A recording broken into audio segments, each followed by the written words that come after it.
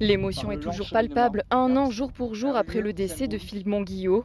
Sa femme, ses filles, ses amis, ses collègues, 200 personnes se sont réunies aujourd'hui sur les hauteurs de Mouguer à côté de Bayonne. Ils ont rendu hommage à ce chauffeur de bus décédé suite à une violente altercation avec des passagers. 400 ballons ont été lancés en sa mémoire.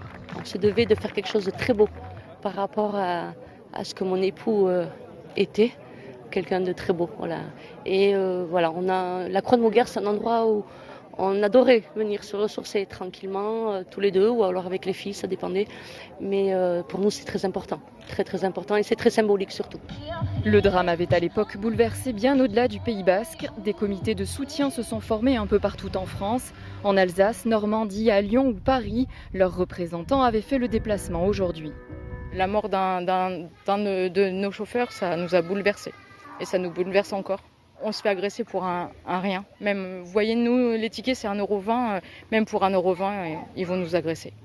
La problématique qu'a vécu Philippe, je l'ai vécue. Donc, je me sens vraiment concerné par rapport à cela. Véronique Monguillot vient de créer une association qui milite pour davantage de sécurité pour les chauffeurs dans les bus en France, avec notamment la mise en place de vitres anti-agression ou de bips permettant de joindre les secours à tout moment.